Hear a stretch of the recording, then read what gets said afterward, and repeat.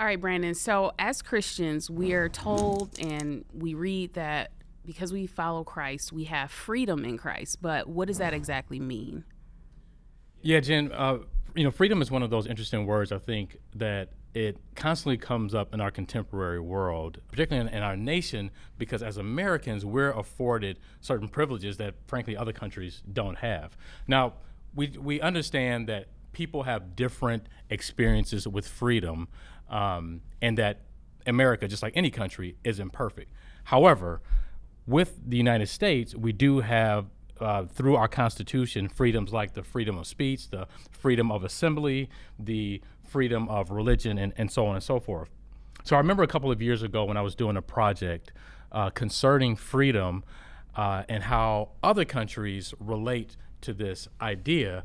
I came upon something from South America that was particularly interesting. And it was interesting because it actually cohered with and communicated a Christian perspective. Etched on the outside wall of the Apartheid Museum in South Africa was this quote by Nelson Mandela. It said, "For to be free is not merely to cast off one's chains, but to live in a way that respects and enhances the freedom of others." You see, freedom, according to Mandela, wasn't simply the absence of restraint, but the presence of righteousness. Just so you know, Mandela was the first South African president from 1994 to 99, and he was an anti-apartheid activist and politician. And because of his social rights efforts, it led to his unjust incarceration for almost 2 decades. South African apartheid mirrored Jim Crow laws in American history in that there was a legalized racial segregation and the disenfranchisement of countless numbers of Africans and African Americans. So it's within this context that Mandela both envisioned and articulated this concept of freedom.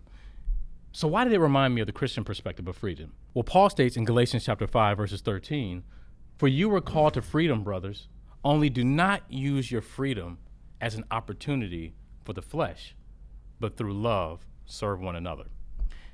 You see, in Galatia, there were some Judaizers or legalists that had come amongst the community, and they had started teaching that adherence to the law was part of what it meant to be a faithful Christian. Now, Paul had already been to the Galatian community and talked to them about what it actually meant to be, how can I put it? Sorry, Jay, I'm not making this easy on you. So there were some teachers that had come to the Galatian community. Some would call them Judaizers, others would call them legalists, and they had begun to teach that fidelity to Christ also meant keeping the law. But Paul, through his letter, was reminding them of what he had already taught them, that the law equaled slavery while the gospel yielded freedom. So in that verse, he's reminding them of the liberty that comes with one's faith in Christ, but that it's a liberty that shouldn't be abused, but appropriately stewarded.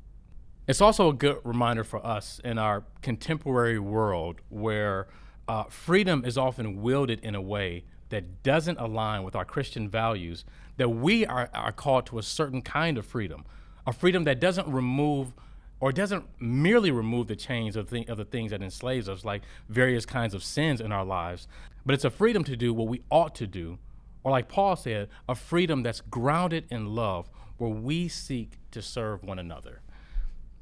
So how are you using your freedom in Christ? I want to challenge you today to think about ways in which you can do that. Perhaps serving one another is already a normal facet of your life. And if so, that's great. But if it's not, think about ways to use this gracious gift that God has given us to love and serve one another and to ultimately honor Him. Thanks for watching Everyday Theology. For more content like this, be sure to hit the subscribe button.